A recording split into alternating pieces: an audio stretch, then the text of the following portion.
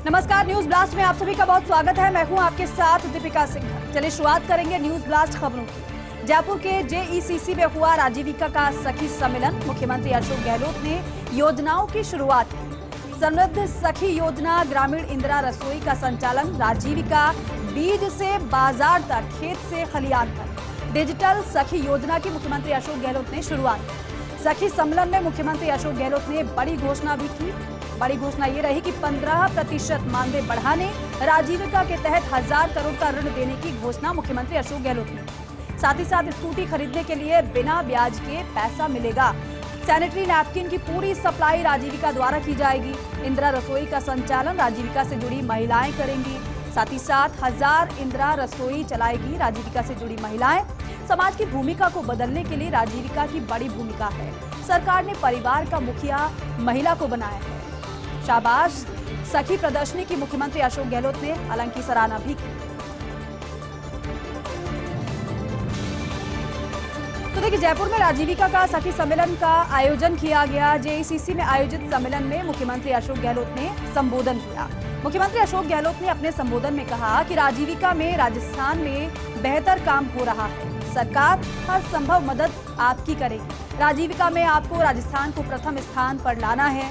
2030 तक राजस्थान को हमें नंबर 1 बनाना है और राजस्थान को नंबर 1 बनाने में महिला सखी राजीविका का बड़ा रोल होगा। गांव में जब चुनाव होते थे, महिला जीत जाती थी, लेकिन उनको घूंघट में रखा जाता था और पति मंच पर बैठते थे और बैठक लेते थे। लेकिन अब वो दिन नहीं रहे जब महिलाएं घूंघट से बाहर अब आ रही हैं। पहले वाले दिन अब पीछे छूट चुके हैं। महिलाएं आगे बढ़ रही हैं। महिलाएं समझने लगी हैं कि संविधान में हमें अधिकार दिया गया है। आज मुझे आपकी मेहनत देखकर काफी खुशी हुई है। आप सभी महिलाएं मिलजुल कर काम करती हैं। राजीविका के जरिए महिलाएं बदलाव कर रही हैं। गांव में महिलाएं घूंघट में रहती हैं। हम महिलाओं को पर्दे में रखते हैं। राजीव गांधी प्रधानमंत्री थे, तब महिलाओं के लिए बिल लाए। उसके बाद आज महिलाएं सरपंच, पंच, प्रधान बन रही हैं। तो देखिए, राजीविका का सखी सम्मेलन का आयोजन किया गया। मुख्यमंत्री अशोक गहलोत ने ये तमाम मुख्य बातें इस सम्मेलन में कही। हालांकि महिलाओं को बढ़ावा दिया जा रहा है और राजस्थान को हमें नंबर 1 बनाना है और इसमें महिलाओं की भागीदारी की बात मुख्यमंत्री अशोक गहलोत ने कहा कि राजस्थान को नंबर 1 बनाने में महिला सखी राजीविका का बड़ा रोल होगा। गांव में जब चुनाव होते थे तो महिला जीत जाती थी, लेकिन सारे जो कार्य होते थे वो पति किया करते थे। लेकिन आज के समय में ऐसा नहीं है। महिलाएं सरपंच भी बनती हैं और खुद ही कार्य करती हैं। विचित्र किंतु सत्य है। सीएम गहलोत की 5 माह पुरानी घोषणा पर अमल नहीं। गहलोत ने 5 हेक्टेयर भूमि पर टाउनशिप लाने की दी थी अनुमति। गहलोत के फैसले का रियल एस्टेट में जबरदस्त स्वागत हुआ था, लेकिन अफसरशाही के चक्कर में अभी तक नहीं हुई ये घोषणा लागू। जेडीए और यूडीएच के बीच चक्कर खा रही है ये फाइल और सरकार में किसी को फुर्सत सीएम की घोषणाओं की मॉनिटरिंग करने की। और अब देखते ही देखते निकल जाएंगे आचार संहिता से पहले के 45 दिन भी।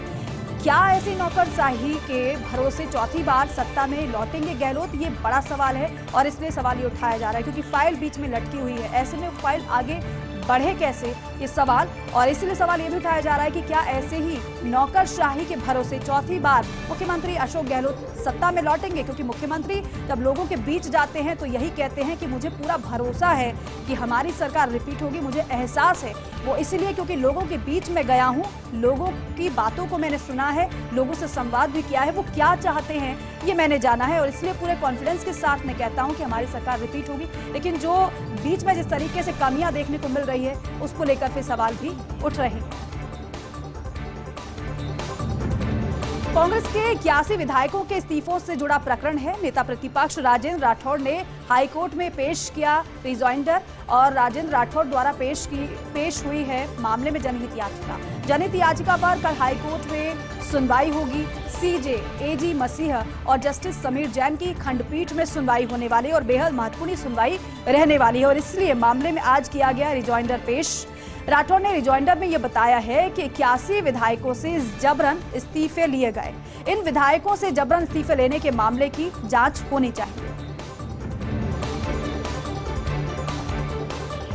और अब चांद से केवल 113 किलोमीटर दूर चंद्रयान 3 का लैंडर विक्रम लैंडर अब आ चुका है 113 बाय 157 किलोमीटर की कक्षा में। और इसरो ने डी बूस्टिंग के जरिए चंद्रयान की कक्षा जो है वो घटाई है। डी बूस्टिंग यानी स्पेस क्राफ्ट की रफ्तार को धीमी की है। लैंडर पर लगे कैमरे ने चंद्रमा की तस्वीरें खींची हैं और वो तस्वीरें आई भी थी सामने। इसरो की तरफ से वो तस्वीरें सोशल मीडिया पर डाली भी गई थी, सोशल मीडिया पर अपलोड की गई थी। वो पूरे देश ने देखी, देश ही नहीं दुनिया ने देखी। अब 23 अगस्त की शाम तक चंद्रमा पर उतर जाएगा चंद्रयान 3। चांद पर पहुंचने में 5 दिन बाकी हैं। लैंडर सफलतापूर्वक रवाना हुआ है। चंद्रयान 3 मिशन अंतिम चरण में है। यान से अलग हुआ है लैंडर और आज का दिन भी बेहद अहम माना गया। अब चंद्रमा की ज्यादा नजदीकी कक्षा में लैंडर मॉड्यूल पहुंचा है। 23 अगस्त का दिन भी बेहद खास रहने वाला है क्योंकि 23 अगस्त दोपहर बाद 4 बजे चंद्रमा की सतह छूने की संभावना है। इसके लैंडर से साथ जुड़ा रोवर चंद्रमा की सतह से इकट्ठा करेगा नमूने। चंद्रयान 3 के कैमरे ने भेजी है चांद की तस्वीर। 17 अगस्त को ली गई चांद की तस्वीर भेजी गई है। हालांकि चांद के अब और करीब पहुंच जाएगा लैंडर। 23 अगस्त को शाम 5:47 पर लैंडिंग की कोशिश होगी। लैंडर इमेजर कैमरा 1 से ली गई है तस्वीर। इसरो की तरफ से कहा गया है, जो तस्वीर सामने आई है उसको लेकर इसरो ने बताया है अब से कुछ देर में चंद्रयान 3 की डीबूस्टिंग होगी।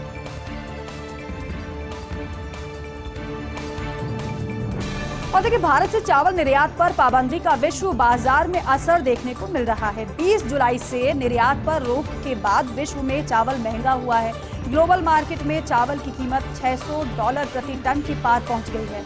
हर किस्म के चावल की कीमत जो है वो $600 प्रति टन से ज्यादा है। विश्व के चावल व्यापारियों को कीमतें और बढ़ने की आशंका जताई गई है, आशंका सता रही है। वियतनाम और थाईलैंड ने निर्यात रोका तो ये जो कीमतें हैं वो बढ़ जाएंगी और कई गुना ज्यादा बढ़ेंगी। और यही वजह है कि यहाँ पर आशंका ये जताई जा रही है कि अभी तो ये दाम और भी ज्यादा बढ़ सकते हैं। भारत से चावल निर्यात पर पाबंदी का विश्व बाजार में किस तरीके से असर देखने को मिल रहा है वो आप देख ही रहे हैं। 20 जुलाई से निर्यात पर रोक के बाद विश्व में चावल महंगा हो गया है।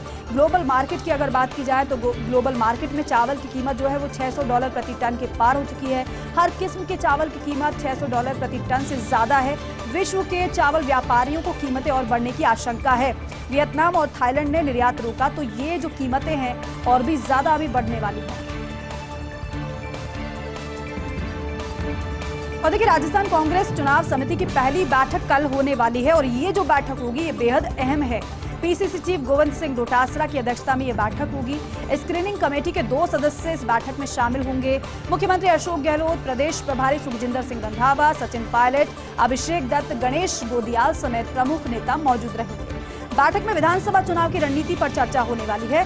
सितंबर में उम्मीदवारों की पहली सूची आ सकती है सामने, लेकिन सूची आने से पहले मंथन का दौर अब शुरू हो गया है क्योंकि ऑब्जर्वर जहां की जिम्मेदारी उनको दी गई थी वो वहां पर पहुंच चुके हैं और यहां तक कि जो उम्मीदवार है उन्होंने अपनी उम्मीदवारी की दावेदारी भी कर दी है।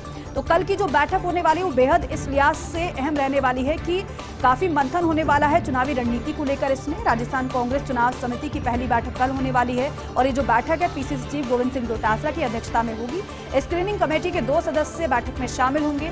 मुख्यमंत्री अशोक गहलोत, प्रदेश प्रभारी सुखजिंदर सिंह रंधावा, सचिन पायलट, अभिषेक दत्त, गणेश गोदियाल समेत प्रमुख नेता इस बैठक में मौजूद रहने वाले हैं। बैठक में विधानसभा चुनाव की रणनीति पर चर्चा होने वाली है सितंबर में, क्योंकि कांग्रेस की तरफ से ये पहले ही कहा जा चुका है कि सितंबर में कम से कम 100 उम्मीदवारों की सूची हम जारी कर देंगे जिससे कि प्रत्याशियों को जमीनी स्तर पर काम करने का मौका मिल जाए। सूखा रामगढ़ बांध फिर बुझाएगा प्यास। जी हां, जयपुर की लाइफलाइन रहे रामगढ़ बांध के फिर से फिरेंगे दिन। मुख्यमंत्री अशोक गहलोत की मंशा के अनुरूप जल संसाधन विभाग सुपर एक्टिव नजर आ रहा है। ई सरदा से दिया जाएगा रामगढ़ और कानोता बांध को अमृत। WRD की प्लानिंग को लेकर अब जलदाय विभाग भी सक्रिय है। रामगढ़ बांध से आम जन को पानी उपलब्ध कराने के लिए क्वेरी शुरू हुई है और सूत्रों के मुताबिक WRD और PHED अफसरों के बीच बातचीत शुरू हुई है। जल्द ही PHED की तरफ से अधिकृत पत्र के जरिए खाका मांगा जाएगा। पानी की उपलब्धता का मांगा जाएगा खाका। पानी की उपलब्धता के आधार पर बनेगी पेयजल आपूर्ति की DPR। जमुआ, रामगढ़, विराटनगर, शाहपुरा, कोटपुतली और थानागाजी में पेयजल आपूर्ति की DPR करीब 4 साल में तैयार होने वाले इस प्रोजेक्ट को लेकर हर किसी में उत्सुकता का माहौल देखा जा रहा है और ये बेहद खास भी है क्योंकि स्वतंत्रता दिवस पर मुख्यमंत्री की तरफ से ये अहम घोषणा भी की गई थी और यही वजह है कि जो लोग पानी की समस्या से परेशान होते रहे उनकी समस्या का समाधान अब होने वाला है। केंद्र जल्द दे सकता है केंद्रीय सूचना आयुक्तों की नियुक्ति को मंजूरी। जी हां, केंद्रीय सूचना आयोग में मुख्य सूचना आयुक्त सहित है कुल 11 पद।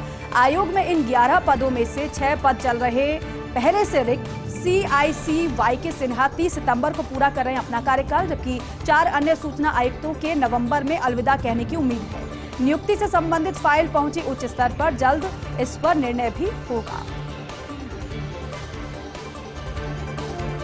चलिए आगे बढ़ेंगे खबरों में। महाराष्ट्र की एकनाथ शिंदे सरकार के बड़े फैसले आपको चलिए बता देते हैं। प्रदेश के 17 जिलों के आदिवासी इलाके सड़कों से जुड़ेंगे, ये फैसला लिया गया है सरकार की तरफ से।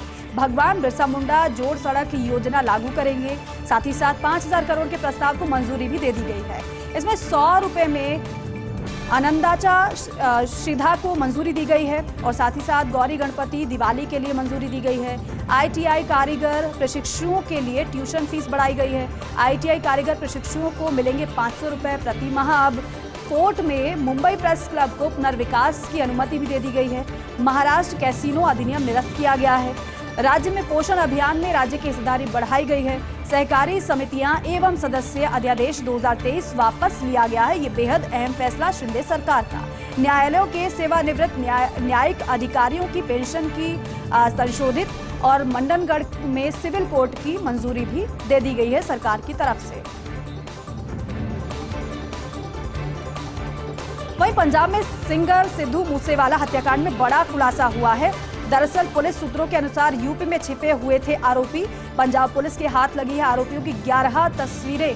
लॉरेंस का भांजा शूटर सचिन थापन, कपिल पंडित दिखाई दे रहे हैं तस्वीरों में। मूसेवाला से पहले यूपी में एक नेता की हत्या की सुपारी दी गई थी, लेकिन किसी कारण यूपी के नेता की हत्या नहीं हो पाई थी संभव। उसके बाद गैंग ने पंजाब का रुख किया था और सिद्धू मूसेवाला की हत्या को अंजाम दिया था। और जब सिद्धू मूसेवाला की हत्या को अंजाम दिया, किस तरह से रोते बिलखते उनके परिजन नजर आए थे। न केवल परिवार बल्कि जो उनके फैंस हैं उनमें भी शोक की लहर थी। लेकिन अब सिद्धू मूसेवाला हत्याकांड में बड़ा खुलासा हुआ है। टमाटर की कीमतें थमने के बाद तुअर दाल की कीमतें अब बढ़ी हैं। भारत कर रहा है विदेश से तुअर आयात करने पर विचार। पूर्वी अफ्रीकी देश मोजाम्बिक में फसल कटने के लिए तैयार है और इसके साथ ही मोजाम्बिक ने निर्यात के लिए बढ़ा दी है कीमतें। भारत में हर साल होती है करीब 45 लाख टन तुअर की खपत और पिछले वर्ष की बात करें तो पिछले वर्ष 34.3 लाख टन का उत्पादन हुआ है, बाकी विदेश से आयात हुआ है। मलावी, तंजानिया, सूडान से भी तुअर मंगवा सकता है भारत। इसको लेकर विचार भी भारत की तरफ से किया जा रहा है। दरअसल पहले से ही टमाटर की कीमतें आपने देखा किस तरीके से उछाल टमाटर की कीमतों में देखने को मिला है।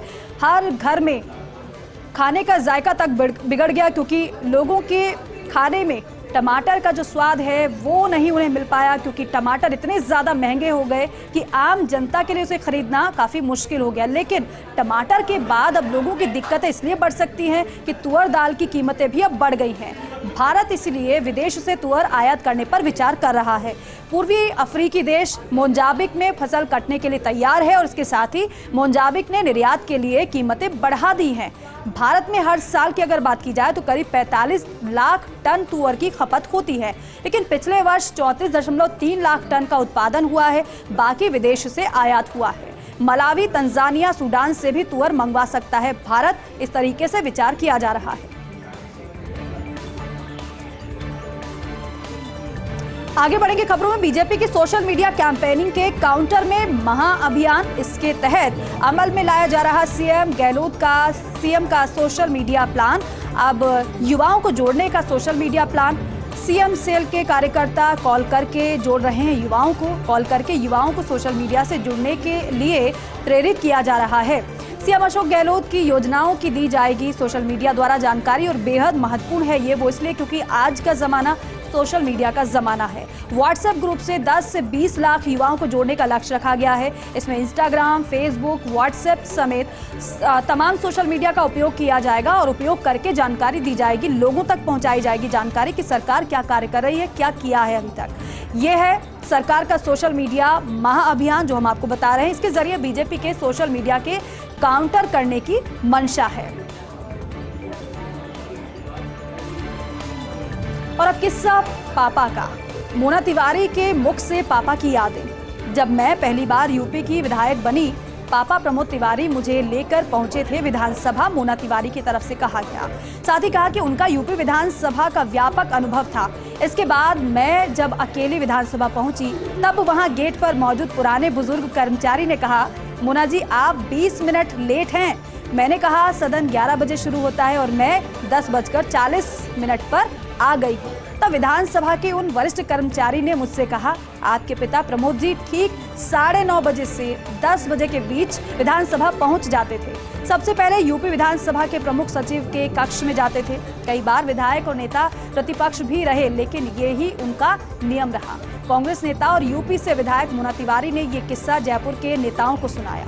इशारों ही इशारों में समझा दिया कि कैसे होती है यूपी की सियासत। और देखिए, बिजली दफ्तरों में बदलेगा स्टाफिंग पैटर्न। दरअसल राज्य सरकार के नए जिलों के नोटिफिकेशन के बाद कवायद है। आईटी के नवाचारों के बाद दफ्तरों में स्टाफ की जरूरत पर फोकस है। प्रमुख ऊर्जा सचिव भास्कर एस सावंत ने गठित की हाई लेवल कमेटी।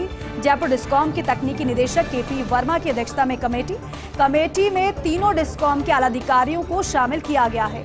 ये जो कमेटी है, दरअसल ये कमेटी आईटी नवाचार, ईआरपी, स्मार्ट मीटरिंग प्रोजेक्ट समेत दफ्तरों के कामकाज में आए बदलाव का हर पहलू पर अध्ययन करेगी। सब डिवीजन में O&M, रेवेन्यू व कमर्शियल वर्क पर भी फोकस रहेगा इस कमेटी का। कमेटी को 31 अगस्त तक देनी होगी स्टाफिंग पैटर्न में बदलाव की रिपोर्ट। इसके बाद वित्त विभाग को भेजा जाएगा स्टाफिंग पैटर्न में संशोधन का प्रस्ताव।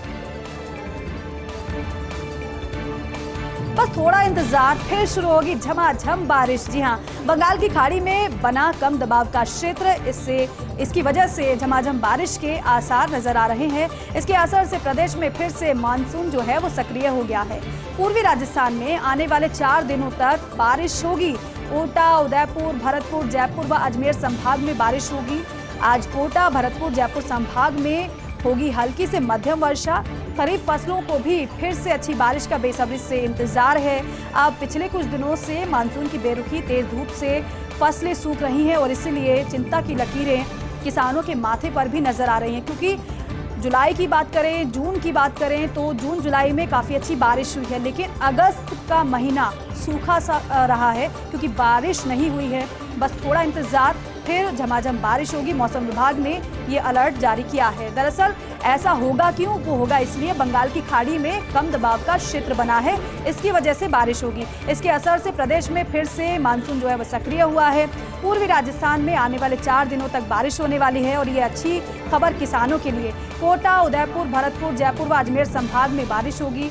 आज कोटा, भरतपुर, जयपुर संभाग में हल्की से मध्यम वर्षा होगी। खरीफ फसलों को भी फिर से अच्छी बारिश का बेसब्री से इंतजार है। पिछले कुछ दिनों से मानसून की बेरुखी लोगों को परेशान कर रही थी। तो देखिए, बारिश की